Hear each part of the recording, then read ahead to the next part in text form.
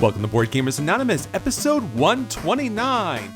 If you like Five Tribes, try these other games. We'd like to thank Board Gaming for giving us the perfect excuse to stay inside and stay cool.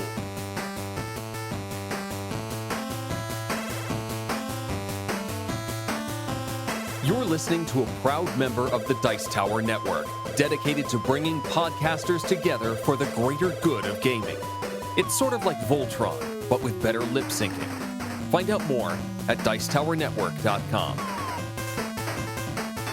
Welcome to Board Gamers Anonymous, the podcast about board gamers and the insane fun we have at the table together. This is Chris. And this is Anthony. Hey, Anthony. Welcome to a new episode, our episode 129. We are talking about if you like Five Tribes, try these other games. Sweet. I like Five Tribes. You do? Big fan, huh? Yeah, actually I do like it a lot, actually. And I avoided it for a very long time because I'm pretty sure you told me that it was too much AP, and there is, but I still like it. Yeah. Well, yeah, Five Tribes also had that little early on controversy with their slave cards, which they did fix, which bravo, because they did a great job, Days of Wonder, correcting that problem. So now you can pick up the game with the Faziers, I believe. And no problem. And if you do have the original game, you can pick up that little kind of replacement pack on Board Game Geek. So that's excellent. Yeah, the game does have a lot of AP, but does have a lot of fun and does have an excellent Mancala mechanic, which we'll get to later in our feature review. But how's been gaming going for you these days, Anthony? Anything new or interesting? Pretty good, pretty good. I was on vacation last week, so not a ton of gaming other than the repeated games of Uno with my son. Repeated games of Uno with my son. Mario Uno, I should say. Mario Uno, nonetheless. Yeah. So that's been fun. It is fun, actually, but it's Uno. So It's Uno. Did get a chance to play, well, one of the games we're going to be talking about later, the Quest for El Dorado. Nice. Got a chance to play that a few times this week, and was going to play the new maps of Terraforming Mars last night, but the person who had pre-ordered it and had them forgot them. So didn't get a chance, but we were all waiting for it, like looking forward to it for like 2-3 hours. Finished The Godfather, ready to go, and he finally realized he didn't have it. So it was a little disappointing at the end there, but that'll be coming up hopefully next week when I go back out. Yeah, I got recruited to play a game of Catan, which when the person recruited me to play it was like, how disappointed are you going to be if we're playing Catan? And I'm like, well, yeah, I'll play it. Yeah, it's fine. It's Catan. You know, it's good people at the table. It's fine. It's been, I don't know, decades. I know the game hasn't been out that long, but it feels like decades since I played Catan. And I showed up and they had Cthulhu Wars out on the table at my friend Jay's house. And I was like, oh, well, this is definitely not Catan unless there's Cthulhu Catan, which, I don't know. Do you trade Manus for sheep? Is that how that works? Or is there a Cthulhu sheep at the end of the game? I'm not too sure, but I got to play that, which will be coming up on a later review in the upcoming week, so I'll talk more about that then. But you never know what's going to happen at the table or at your game group, so keep an eye out and stay away from the Cthulhu-looking sheep. That's my recommendation there. So it's a good recommendation. I think it's, if you want to keep your sanity, I would highly recommend doing that. So that's what's going on with our tables. Anthony, what's going around with our other listeners? What's the question of the week and what are they talking about? Okay, so I asked everybody what mechanic is best for a first-time player of hobby board games. You know, we hear a lot about gateway games, but what's a good gateway mechanic? So I got a lot of good answers here. Willie said, press your luck. There is no intro mechanic that will get someone excited quite like a push your luck. Usually the decisions are simple, stop or continue, so the decision tree is manageable for new players. Games like Zombie Dice are the bare minimum of press your luck, with most of the decisions really being made by simple math. Games like Ink and Gold will expand on this concept and create a whole meta specific to the group that is playing. Adam always leaves at 6, so I can expect him to be leaving this turn. Mike wants to be into the end, so it might be safer to jump out with the relic now. Nice. So nice, really well thought out answers here. Matt said drafting mechanic, Sushi Go in particular, not the party version unless using just the original game set of cards, apparently. Seems to always be the gateway game that he goes to for newbies. It's simple, even if they don't see the strategy at first. It's not hard to choose a card at random and then see how the scoring after the first round is affected, and it opens up their minds to the possibilities of modern gaming. So I actually got a lot of responses, so we can't go through all of them, but some of the other ones, set collection. I had 2 or 3 people say set collection, specifically mentioning Ticket to Ride, or even older games that people have played in their youth, like Rummy, things that people would know even if they're not gamers. Set collection here. Sherry as well mentioned set collection, with Potion Explosion also mentioned in there, 7 Wonders. And then Kurt mentioned point and action point selection, just because you have kind of a predefined set of things that they can do, and you just give them that list and they know what to work with. So it's a pretty interesting list here, especially because, it's not just what game should they play. We all know what the gateway games are, sure, but what mechanics should you look at, which I think is actually a good way to look at it if a certain gateway game isn't clicking with people. Yeah, I think that's a great thing to look at, because some of the mechanics, while they're very simple to us, can be very complicated and overwhelming to new gamers. Set collection makes a lot of sense, because you just have to collect X number of this, like Rummy when I was a kid, 4 of a kind, 3 of a kind, or you collect a straight. So that's great. I also like playing press your luck games with new gamers, because typically all the information is out, and I think that's pretty much what you want to do with a gateway game. Have a game where there's no hidden information. This way you can kind of guide them through the process. But press your luck is always fun, because you can see like the wheels move in their head, like how far should I keep going on this? And when it blows up on their face, it's kind of funny for the whole table. We all laugh at that. So because you can never predict that, and that's a nice kind of situation, because it's typically luck based. Yeah, and I would throw in co-op too. Nobody mentioned it here, but anything co-op, and I just thinking like getting my kids into gaming. Co-ops are great because they're not competitive. So if somebody who's not used to going head to head, there's no combat or fighting, and you're working together. So if they're not sure what to do, it's all open information, and you can kind of help them out a little bit. So I definitely think that's a good way to go too. Yeah, I think one of the newest games beyond, I guess, Century Spice Road would probably have to be Fabled Fruit, which is a set collection game that kind of changes up every once in a while. And I heard recently that they announced they're going to do a Fabled Fruit version of Power Grid. So that might help get your family more into Power Grid, or maybe Jack, a little bit. Yeah, that'd be cool. Yeah. All right. Get all these maps and play. Definitely. All right, so that's what's been talked about at our Facebook page. And if you'd like to jump in on that conversation, those questions are posted every day on Facebook and Twitter. So jump in, join the conversation, let us know what you're thinking. And as always, please let us know what your favorite games are. We're always looking to kind of explore new games and talk about them on the podcast. So that's what's going on there. Let's get on to our acquisition disorders. Anthony, what are you looking to get to the table at a future meetup? All right. So in news that should surprise absolutely no one, Blue Orange has announced a sequel to Kingdomino titled, you guessed it, Queendomino. See, I thought that was a prank when I first saw that on Board Game Geek. And I'm like, oh, that's great. Somebody mocked up a, Queendomino version of that or something. And I'm like, and I kept reading the article. I'm like, there's going to be some kind of like joke or kind of thing here. But it wasn't. It's actually a game, huh? It is real. Yeah. So, it makes perfect sense. It doesn't quite flow off the tongue the same way Kingdomino does. But to be fair, Kingdomino is a horrible name for a game. It is. It overcame that and won the Spiel des Jahres. So who am I to say? But Queendomino, it's independent from Kingdomino. So it's not necessarily a sequel. But you can play it in connection with the two. So if you play it together, you can play 7x7 grids for 4 players. Which you cannot do. Currently, you can only play 7x7 with 2 players. So, and then it'll allow you to play up to 6 players. So it expands Kingdomino from 4 up to 6 with 5x5s. So even that is just kind of cool. You can get more people to the table. The 7x7 is a lot more fun anyways, because you can get a lot more stuff out. You can only do it with 2 people right now. And then also some of the new stuff that they're talking about mixing in. There's a dragon. There's some new buildings. There's a couple more strategies. It sounds like it's like maybe half a tick higher on the weight scale. So that would be nice, because I like Kingdomino, but it is a really, really light game. So it's a good filler, but it's not really like a go-to game for like my game groups. Even though people generally like it, it's kind of that, oh, we have 15 minutes to kill, or, oh, this is someone who's never gamed before and they're going to leave after this.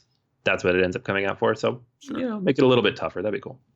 I wonder if this will have, I don't know, if the legs to kind of go as far as Kingdomino. I mean, will we see this as another Spiel des Jahres nominee next year? I don't think so. I mean, I think this is just, I think people are going to see it as, like the standalone expansion type of thing, Sure. like a lot of the games have. Like Dominion had plenty of standalone expansions. None of those really won awards, even though they were really good and made the game better. They're part of the same ecosystem. So that's kind of how I see it. But we'll see. We'll see how it does. Okay. Well, Anthony already spoiled my acquisition disorder, which anybody who has Terraforming Mars, I know many of you do, is looking forward to their new expansion maps, Terraforming Mars Hellas and Elysium. Now, this is taking the same Terraforming Mars game, but putting 2 brand new maps. So nothing radically different here, just different spots on the board. So, the original map. I like the original map. What I always felt playing the game was there is always a best first, second, and third spot to go where you're building around your cities. And if you didn't get that first or second one, you were kind of stuck. Not that you couldn't win the game, but there was always best spots. So this game definitely needed new maps, and I was glad to see that. Although I would have liked to see new player boards and blah, blah, blah. But you already heard that before, so let's not talk about that. Let's talk about the new maps. So what's interesting here is the maps are going to give you a little bit of a different gameplay as far as where you place things on the board, because in this case, for Elysium, for example, this is the opposite side of the Mars equator, and it has vast lowlands for oceans in the north and a dry, mineral-rich area in the south. So if you like building that strategy, that's going to be great for you. And there's going to be the highest peak that's going to be able to give you new cards. So yeah, it kind of mixes things up a little bit. And then the Hellas, the southern area of the board, is going to give you a crater area that's going to be the southern pole, which if you can kind of, I guess, melt it, you'll be able to have, spots for your water. So if you remember the game, basically, there's going to be spots specifically for water, spots specifically for city, and based upon where you build those cities, going to be bonuses.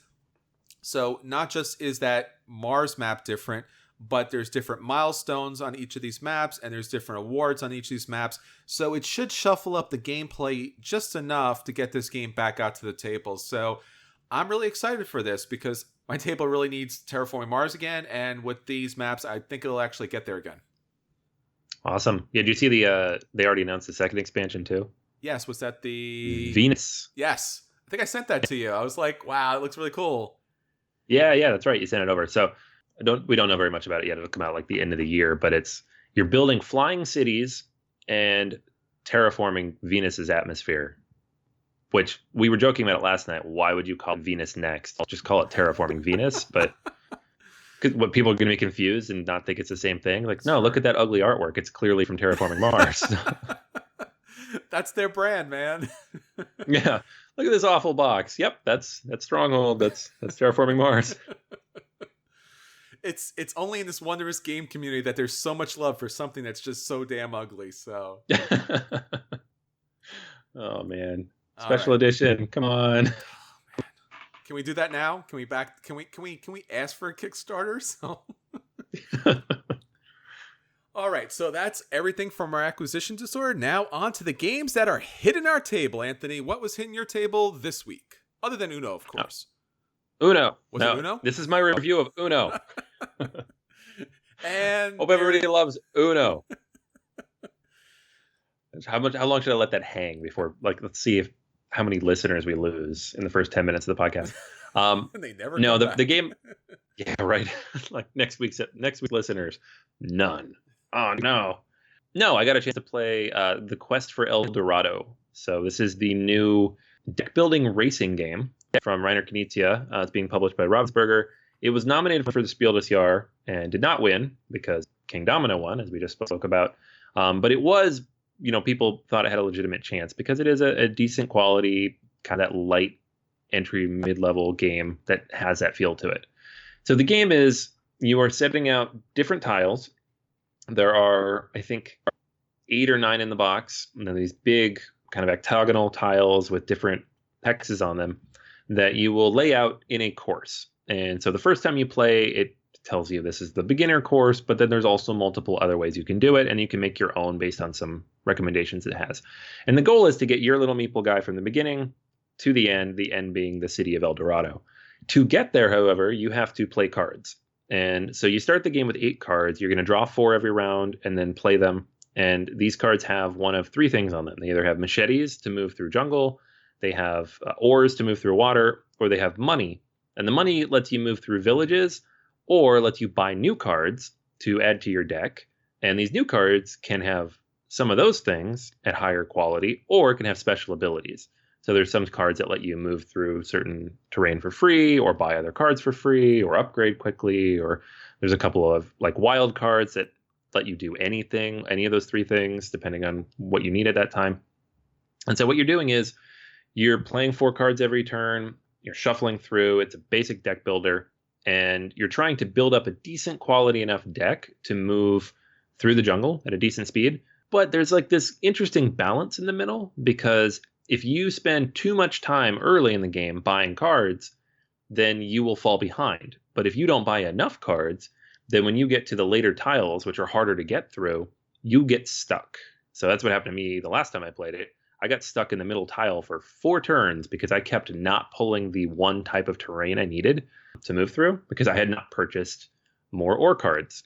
And everybody else had, so they moved through that water and they didn't have any problems. The basic flow of the game is very, very simple. It doesn't take very long to teach. It has a few interesting things in the box to make it a little more interesting if you want. There's some mountain tiles that you don't play with normally, but you can put on the board. And if you move through that space, you get this bonus that you can use later. There are barrier tiles that are used as the tiebreaker. So if you're the first person to move from one tile to the other, you have to pay a little bit extra to do that. But then you get this barrier tile, which at the end of the game is a tiebreaker, which you wouldn't think is a huge deal. But every single game I've played of this, everybody was within 1 turn of the end when the game ended. So there's been 2 tie breaks and then several games where one person beat everybody by 1 round. So they do matter a lot. The game is very tightly balanced, it seems. So people generally get to the end of the race around the same time. The catch-up works pretty good because it does get harder to move towards the end. So if you're stuck in the middle and then all of a sudden you get through, you're going to be able to move a lot really quickly because you have all these great cards now that you've been building up, whereas the people are still stuck at the end trying to get the cards they need. So I really, really like it. It's really cool. It takes the really basic deck building element here and it turns it into, it's not complicated. It's not even really Dominion level of deck building because there's no victory points. You're not trying to build a deck that does anything other than move you more quickly through this jungle. There are some ways to burn cards out of your deck too. So you can carefully move into those spaces to get rid of those cards. And if you move into those spaces too early in the game, it's bad because you have fewer cards, but later in the game it helps because you get rid of the less quality cards. I had a lot of fun with it. It only takes 45 minutes to an hour to play. If everybody knows what they're doing, it's even quicker. Each turn you get to do multiple things, lots of interesting actions. And, some things can chain together because you have certain cards that let you draw extra and then, get these extra movements in.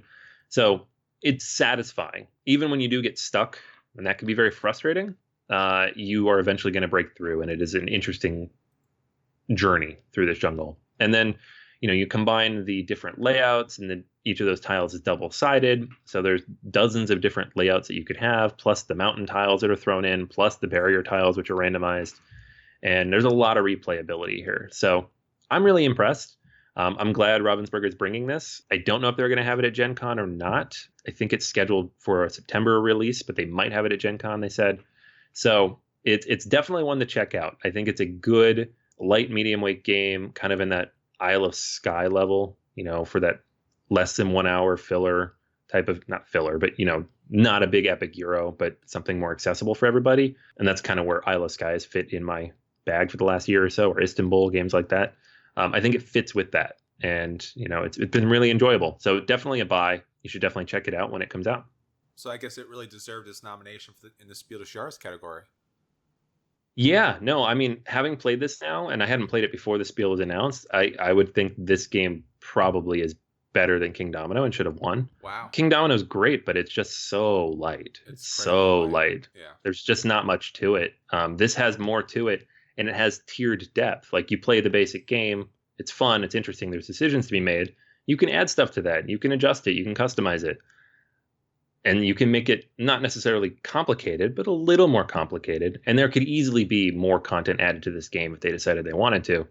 I don't know if they will, but it easily could be. It's great. I think it's definitely one worth checking out. And it's something that I think when it does hit, people will probably have a similar response of, oh, this should have won. This would have been good. So again, not that I have a problem with Kingdomino winning the spiel. Just having played this now, I can see how it probably could have and would have given a run for its money if it wasn't, this year of all years. This week, I had a chance to get In the Year of the Dragon, the 10th anniversary edition from Stefan Feld's table. Now, this is a classic way back from 2007 that I actually thought I would never be able to see again. But with this reprint from Alia and Ravensburger, I was actually able to get this game to the table. Now, what's extraordinary about this game is not only does it come with the base game, but it comes with 2 expansions that you can play either separately or together with the game. And I'll talk about that in a minute. Now, if you haven't played In the Year of the Dragon by Stefan Feld, you're probably missing out here. Now, since this game has been out of print, this is probably the first time in quite some time that you've heard this game being spoken about. But it's one of Stefan Feld's kind of sleeper hits. Now, with this game, and the challenge of this game is it's a very tight game. Now, you are trying to help the kingdom here in China survive a year. Now, there are some generally good events, especially in the beginning, where you're kind of building up for the later events. Now, this game plays in 12 rounds, and each month there'll be a different event that'll occur, and each of those months is going to require certain resources from you. So at the start of the game, you're going to be able to select a different action to take. Now, these actions are going to allow you to do a number of different things in the game. So you could do things such as get rice to prepare for the later harvest. You can get fireworks for the later displays. You can build up your military to fight off the Mongolian invasions. You can build research that's going to be able to help you. Now, by picking these actions, what it's going to allow you to do is activate if you have the matching worker in your palace. So part of this game is action selection, and the other part is tableau building. The tableau building part is going to allow you to build bigger and bigger palaces in order to hold these different workers. Now, at the start of the game, you're going to select 2 workers, and those workers are going to be the young workers, but as the game goes on, you can choose between the young and the old workers. The old workers are better and more proficient at producing resources, but the younger workers, since I guess they're younger, will get you further down the first player track. And that's going to be very important because selecting those actions is going to be based upon where you are in that track. Now, once you select that action and you activate that, you're going to get that resource from that action. And then your worker is going to give you a little bonus if it matches. Then you're going to take care of that event by providing those resources. If you're not able to, you're going to get a penalty for that. And it's possible that you can lose your workers, and you typically are going to lose workers because this game is very vicious. It's very, very tight in a very good way. Nonetheless, as the game goes on, there'll be a scoring phase where the court ladies is going to score you points, the privilege tokens are going to score you points, and at the end of the 12 months, you'll score points for the people that you have in your palaces. They're going to score you additional points. Your monks are going to score you points based upon how many floors you have in your palaces. And it's a very tight mathematical formula game where you have to kind of build resources for that event, lose those resources, build up for that event, lose those resources, figure out if those events are over, and if they are, then you don't really need those workers so much. So if something happens, if they get sick or if there's a drought or something like that, and you do lose workers, it's not the end of the world. While this game is a play just with the base set, I think this game moves up to a buy because of its expansions. Now, the expansions didn't come in the regular game, and I think that that's kind of a sad thing because this game really did need these expansions for 2 reasons. The first is the first expansion, number 1, the Great Wall of China, is really needed because this is a very tight game and you're not always going to have the opportunity to get what you want, and players could really lock you out of those spots because if you didn't get to that action, you got to pay 3 coins. And when a game where that has such tight money, that's going to be a problem. But with the Great Wall of China expansion, you're going to be able to take that action to build a wall section of your choice, and that's going to give you a benefit. So typically not as powerful as activating the typical actions and then activating your person, but by building a wall segment, you can pick one of these different actions that you need to do right there and then. And in addition to that, as you're building the wall up, so you're literally building up the Great Wall of China, which is really thematic and really nice. When the Mongolians attack, what you'll be able to do is, if you're at that point, you'll score additional victory points. If the wall's not at that point, then people who didn't build towards that wall as much as the other people will lose victory points. And finally, there's a second expansion here, the super events. This expansion is just kind of a little bonus randomness to the game. You added shit to the last month of the game, and that's going to increase the victory points. It's going to lose you some things. It's going to trigger the effect again. There's a lot of different actions here. So the base game is a solid play based upon Feld's ability to mathematically kind of put you in a place where everything is always razor tight. The expansion with the Great Wall of China is definitely an add. Don't play the game without it. It adds a little more flexibility. It brings the stress down a little bit more. It adds a new mechanic, which is fun. The super event things just adds a little bit more of a randomness as far as what could be that final event. It doesn't add randomness to the game. It just kind of offers more variety there. And I guess with these two expansions into the base game, the game moves up to a buy, which is shocking because the base game itself is so tight. It's a love or hate thing. But these two expansions really do add a lot, and that's why I think that In the Year of a Dragon is something you should add to your collection. Man, I gotta get that back out because my first experience with it was not great, but the expansions do sound pretty good. They do. It does make the game a little more fluid, and it does give a little more flavor as far as that last month meaning a lot more. Usually when you get to that last month, you're kind of burnt out, but seeing something big happen at the end is definitely a bonus. Now, I want to throw in a really quick short review for a really quick short game, and that's called Pretending to Grown Up.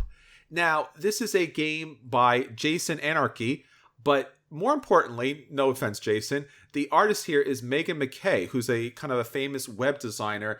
And what's really interesting about this game was it was a recent Kickstarter, and basically the game is a trick-taking game. So Anthony's not going to be so high on it, but what's attractive and interesting about this game is the Unipegasaurus. No, just kidding. That's actually a part of the game, but it's not the most interesting game. It's kind of like a flux mechanic, which kind of throws the game up in the air a little bit.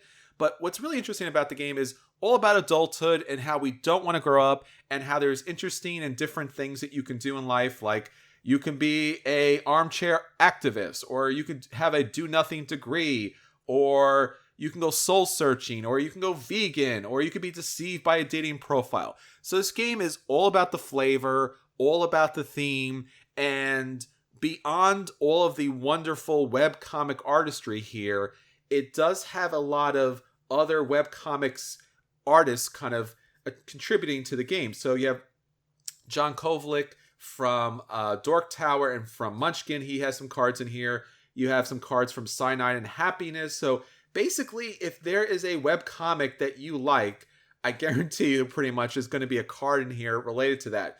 But beyond the theme, which is kind of fun, it's a basic, really basic kind of trick-taking game. You play a card, you say, I think I have the highest time, the highest money, or the highest ability here, and then you see if anyone wants to challenge you with that. If you win, you take the cards. If no one goes against you, you take your card.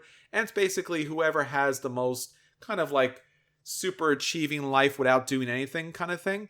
So this game is worth the play for the kind of interesting, I don't want to grow up kind of adult theme and the artwork. So I would say play it once, enjoy the artwork, laugh at the jokes, just kind of an enjoyable one-shot kind of game. All right, so that's everything for At the Table. Now on to our feature review. If you like Five Tribes, try these other games.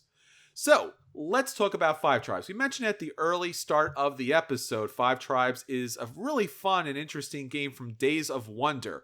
This is from Bruno Cathala. And we all know his games. We all love his games. And what's really interesting and dynamic about Five Tribes and what we want to talk about this week is that this game really utilizes a Mancala mechanic. Now, if you're not totally familiar with Mancalas, this is a mechanic in which it's been around for, I would say, so long. I mean, it's over 1,000 years old. It's originated in Africa, played in the Middle East and in the Caribbean and South America, and there's a lot of different variations of this game. Now, basically, the board is going to be set up as far as a number of different holes or pits, and what you're going to do is pick up your pieces. As you go along the way, you're going to drop off one of your pieces in each of the spots. Wherever the last piece ends is going to activate the spot. This is true about a Mancala, and it's also true about Five Tribes. Now, Five Tribes obviously has so much more to the game, so many different kind of card interactions and location interactions. So it's not a traditional Mancala game, but it does use that Mancala mechanic. So when a player goes, they are really changing the face of the board by adding new meeples throughout that area. So you do have to wait for your turn to see how that board is changed up, but you want to utilize those meeples perfectly, because depending on the meeple you drop in that area and the color of that meeple, it's going to activate a different special ability. So on this episode, we want to talk about, if you do like Five Tribes, like Anthony and I do, there are games that are similar to it using the Mancala mechanic, but they vary as far as weight is concerned and as far as theme is concerned. So Anthony, why don't you take us through the lighter side of the Mancala mechanic with 3 games? Yeah, so there are not a ton of games that do this, but there are a handful that do it in a little bit lighter way. Not that Five Tribes is the heaviest game in the world, but it's in the middle there, and it can get a little brain burny. Probably the best known and the one that people most frequently play is Istanbul. So in Istanbul, you are a single merchant with 4 assistants, and then there are 16 different locations, and you are basically moving around and dropping off assistants who will then take actions in these different places. And you can only do that until you have assistants left to drop off, and then you must go pick them up. So you have to carefully plan where you're going and how the different angles and the layout of the board, and try not to run out of assistants, but at the same time get access to the right locations to do the things you want to do. So on your turn, you move multiple steps through the bazaar, you leave an assistant, you collect an assistant, and then you perform the action that's there. And that's basically it, with the goal of getting 5 rubies in your wheelbarrow by the end of the game, and therefore winning the game. So it's quick, it's fairly simple, it doesn't have nearly as many decisions to make as Five Tribes, people don't get quite as stuck as in Five Tribes, and with both the expansions, there's a lot of variability here. The other light game I wanted to talk about is one that you don't really hear too much about. It's a little bit older, and that's another Bruna Cathala game. So it's kind of one of the precursors to Five Tribes, and it's got artwork by Vincent Dutrois. So it's one of those games that you feel like you should have heard about more. At least this is what I felt when I saw it, is Longhorn. So in Longhorn, you are playing outlaws. So the outlaws are going around and they are picking up cattle from different locations, and you will then basically go around and steal these different cattle based on the color that you're taking, and then take movements on the player board based on the number of cattle that you picked up. And then the game ends when somebody takes the sheriff token, and then they lose because they had no choice to take it. If somebody takes all 9 cattle of one color, then they win immediately, or if no legal move can be made and someone gets stuck. So the game is not quite as smooth or fluid as Five Tribes, as you'd expect, because this is a game that kind of came before that with a similar mechanic. But it does have an interesting different theme. The board's a bit smaller. There's only 9 tiles out instead of the however, like 25 or whatever it is in Five Tribes. And it's very interesting take on kind of a similar idea and a more streamed down, a little bit simpler approach. All right. So moving on to the games that are kind of the same, roughly the same weight. So I have one here, and then Chris has the other one before we move into the heavy games. The first one I want to talk about is Scoville. Now, Scoville, it's not really a Mancala, but none of these are perfect Mancalas, but it has a similar idea in that you are moving your farmers around and you are planting and then harvesting different peppers from the board, but based on the number of movements you move, it will determine how many peppers you can pick up. And it's kind of, there's an auction mechanic. So that's, we're not talking about auction mechanics today. We're talking about Mancala, but that is something similar to what Five Tribes has to offer. And you're basically trying to fulfill different orders that come through from the different peppers you're picking up off the board. And so it is similar to Five Tribes in that as the board starts to fill out and as more peppers reach the board, and as you try to figure out how to combine those peppers and plant more powerful or get more powerful ones that you can fulfill more powerful and more valuable orders for, your brain starts to hurt a little bit. So it's the kind of game that is very, very simple to describe in an execution, but it takes a little bit more. It gets more complicated as you go through it. And I like it quite a bit. It's very unique. It's one of those games that people don't really think about, but once you get it out, it really does, make its mark. So, and that's one that I would consider kind of on par with Five Tribes. Well, another game that's on par with Five Tribes is Gold West. Now, this is a game that does not get enough table attention to it, but it's a really outstanding game. And basically what you're doing is you're out west and you're mining gold, copper, and silver. And you're using a number of different variety of techniques in order to get these metals into your tableau in order to refine them. Now, as you're building your camp, you're opening up new areas. It's giving you new resources. And now here's where the Mancala mechanic really takes hold. So as you're building these camps, as you're picking up these resources, when you gain these new resources, you place them on a supply track. Now, this Mancala style track will allow you to manage your resources. So wherever you place them on the track, you'll score victory points. The further back in the track that you place them, the longer they'll take to refine, but the more victory points you'll score. So if you need something right away in order to build, then you want to place it up front, but you're not going to score a lot of points there. But if you have time, you could put it towards the back. So it bounces around, and it's an excellent Mancala mechanic for an excellent game. Now, on the heavier side, we want to talk about Yokohama, which is, I would say, a little bit on the heavier side in comparison to Istanbul. Now, basically what you're doing here is you're taking your workers and your president, and you're moving them around this kind of complex setup board here in order to score resources in these different areas, place down businesses in those areas in order to score additional resources and victory points. And once again, where you place your workers matters because it's going to build you a little path, and where you drop your president is where you're going to activate that area. So the game kind of speeds up along the way and allows you to have a little bit of a blocking area as far as where you place your president. It scores victory points based upon each individual area, and especially in these big kind of board areas where you're going to score mega victory points. But once again, you got to build up along the way, and placing your workers gives you a path to victory. So Yokohama is an excellent way for that. Now, on the heaviest side of here, we're going back to Feld one more time, and we're looking at Trajan. Now, this is kind of taking us back to ancient Rome, using a Mancala to activate different resource areas, kind of like a mini game here. You are building influence in Rome.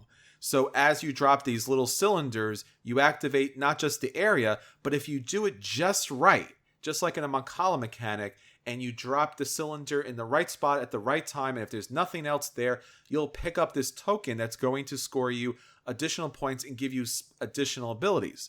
So as you're playing these different mini games to kind of do your point salad to score the maximum number of influence as possible, the Mancala is constantly coming into play. So I would say that Trajan, if you're looking for a heavy game as far as using the Mancala mechanic, you probably couldn't do any better. So if you like Five Tribes, you should check out these 6 different games that use the Mancala mechanic effectively and beautifully in a number of different ways, from the light side to the heavy side. All right, so that's everything from this week. Until next time, this is Chris. And this is Anthony. And we'll expertly use our Mancala skills to drop gamers all over the place, but make sure that we leave you a seat at the table. What kind of gamer has which power?